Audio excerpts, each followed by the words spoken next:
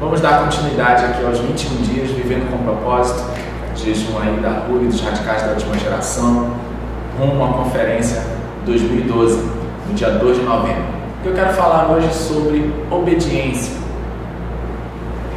Eu queria saber assim, nós somos obedientes, nós somos desobedientes? Você acha que uma coisa convive com a outra? Obediência versus desobediência. Vamos comentar um pouco sobre isso. A palavra de Deus diz em João, capítulo 14, versículo 15, o seguinte: se vocês me amam, obedecerão meus mandamentos. Somente os que demonstram a obediência à palavra de Deus podem demonstrar um verdadeiro amor a Ele. A Bíblia revela a vontade de Deus. Se nós não compreendermos o valor da Bíblia, o valor da palavra de Deus, não vamos ter como obedecer. Não adianta ter uma Bíblia em casa, uma Bíblia aberta, uma Bíblia fechada, uma Bíblia encostada, uma Bíblia só para fazer o H que você tem uma Bíblia. É necessário valorizar a palavra, ler a palavra, buscar a iluminação do Espírito Santo, a revelação de Deus, para que você possa obedecer. Muitos cristãos permanecem analfabetos do ponto de vista bíblico, porque tem preguiça de ler a Bíblia, tem preguiça de procurar aprender mais sobre a Bíblia. Se eu deixo de fazer uma atividade um dia, por exemplo, todo dia eu leio a Bíblia. Se eu deixo de ler um dia, provavelmente vai ser mais fácil eu não ler no outro dia. Eu vou quebrar esse hábito. E depois vem a justificativa, você começa a se justificar. Ah, eu não li a Bíblia por causa disso, eu não li a Bíblia porque choveu, eu não li a Bíblia porque fez sol, eu não li a Bíblia porque estava muito frio. Enfim, você começa a dar justificativas. Impregnar-se da palavra de Deus deve ser uma prioridade na vida do discípulo. Aqueles que permanecem firmes na palavra verdadeiramente são os discípulos de Jesus. É isso que está escrito na palavra de Deus. Quando alguém procura uma orientação, quando alguém procura saber como tomar uma decisão, sempre é importante perguntar para Deus antes. Sempre é importante buscar na vida devocional, na vida também do estudo da palavra, a vontade de Deus. Nunca tome uma decisão sem considerar a Deus. Nunca tome uma decisão sem buscar na palavra de Deus aquilo que você precisa. Deus sempre tem a resposta mais correta de todas. Procure conselhos de irmãos maduros, da liderança, mas busque a Deus.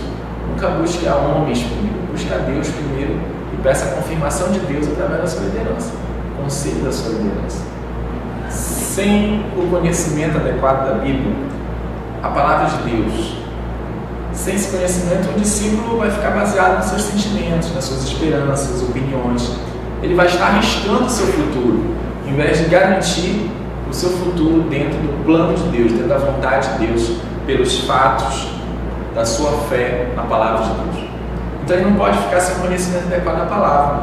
É necessário estar comprometido em obedecer a palavra, conhecê-la, mesmo antes de saber o que ela diz.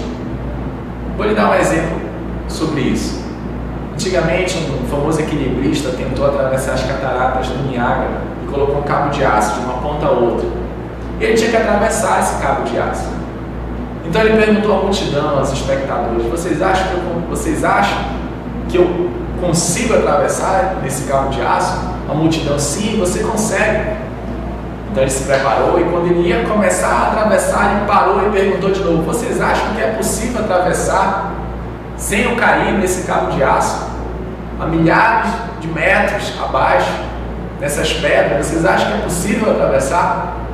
A multidão disse: sim, é possível, vai nessa fé, vai com fé. Então o equilibrista pegou na mão de um desses espectadores e convidou ele a carregá-lo e atravessar desse cabo de aço. O que eu quero lhe dizer com isso é que o compromisso com a palavra de Deus é algo muito sério.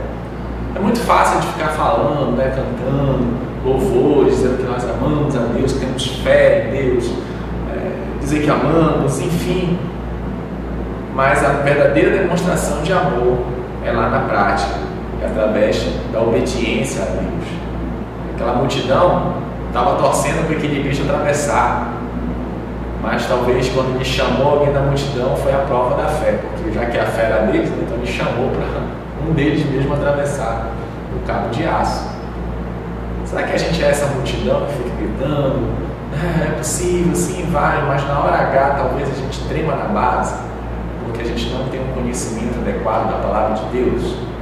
É importante nós termos esse compromisso. A maioria dos cristãos quer obedecer a palavra de Deus, mas querer não é suficiente. Querer é uma função das emoções, ela oscila com os sentimentos. Tem hora que você quer, tem hora que você não quer. A obediência é uma decisão. O discípulo tem que decidir obedecer a palavra de Deus. Não apenas querer, não apenas desejar. Vai muito além dos sentimentos e dos desejos. Paulo ensina que é Deus quem efetua tanto querer como realizar, de acordo com sua boa vontade. Ele que efetuou o querer e o efetuar na sua vida. É através dele. Eles têm que estar envolvidos na sua vida. A vontade de Deus pode vencer seus sentimentos e levá-lo a agir, a tomar atitudes como Cristo tomaria no seu lugar. Se Jesus estivesse em seu lugar, o que ele faria? De que forma ele obedeceria? Deus opera o querer efetuar. Lembre-se disso. O mundo diz: aproveite e siga suas emoções e seus instintos. Se algo traz um sentimento desconfortável, não é de Deus. Mas a vontade de Deus é boa, a vontade de Deus é perfeita, é agradável. Pode ser momentaneamente desagradável para a sua carne, para o seu ego, mas ela é perfeita. O exemplo é de Jesus no Getsemane, orando. Havia um conflito muito grande entre a palavra de Deus e os seus sentimentos, ao ponto que ele chorou lágrimas de sangue. Mas a palavra de Deus diz o seguinte, que há caminhos que parecem certos, mas podem levá-lo à morte. Então é importante nós obedecermos a palavra de Deus. O cristão tem esse compromisso de obedecer a palavra de Deus à medida que o Espírito Santo a revela, à medida que o Espírito Santo te ensina. Ele nos guia em toda a verdade. Você tem estudado fielmente a palavra de Deus? Você tem buscado a presença de Deus através de sua palavra, através da leitura da Bíblia, através da oração? É importante ainda considerar uma questão, não mais em relação à obediência, e sim à desobediência. Como muitos desobedecem à vontade de Deus, nós vemos isso no dia a dia, no mundo. Nós temos uma pergunta muito grande: por que isso acontece? Onde foi que isso tudo começou? Vamos dar o exemplo de Eva, tão conhecida mulher de Adão. Eva vivia num ambiente perfeito e nunca havia tido experiências negativas. Tudo que ela conhecia era a bondade e a provisão de Deus. Ela andava ali no jardim, estava andando, fazendo companhia para Adão, andava e falava na presença de Deus. Aí chegou o diabo. O que foi que aconteceu? O que foi que aconteceu? Ela ouviu quem não devia. Então Eva escutou quem não devia: Satanás. Deus tinha dado uma ordem para Adão e Eva. Eles poderiam andar pelo jardim, comer de tudo que tinha lá, menos de uma árvore. Apenas uma árvore estava proibida. Agora examine cuidadosamente as palavras da serpente.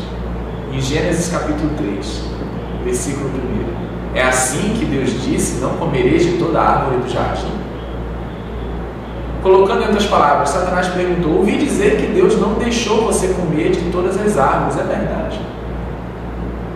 Satanás começou a questionar a ordem de Deus. A serpente colocou essa estratégia.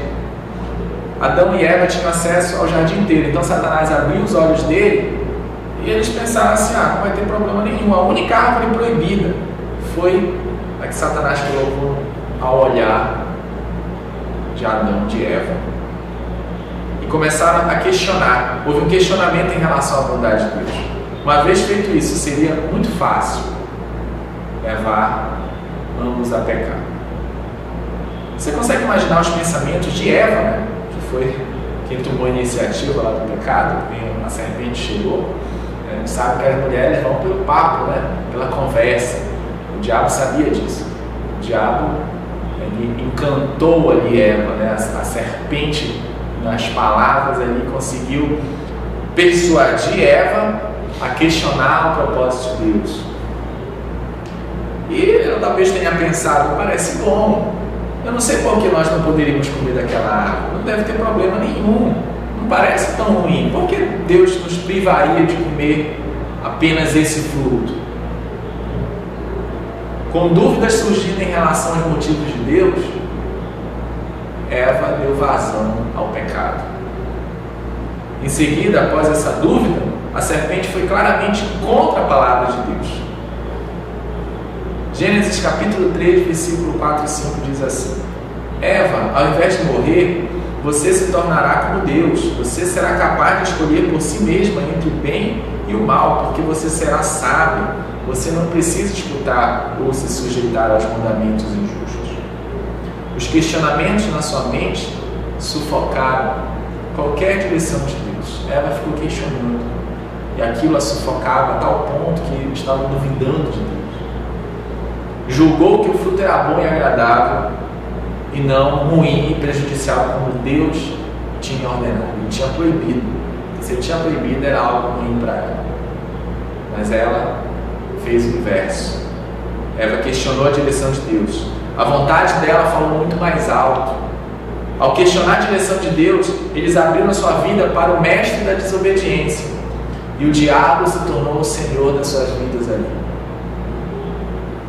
Inúmeras vezes pessoas deixam suas posições, empregos, igrejas e cidades onde Deus os plantou porque não concordam com as autoridades estabelecidas sobre eles. Ou talvez eles vejam na sua vida estagnada ou acreditam que onde estão não há futuro para si.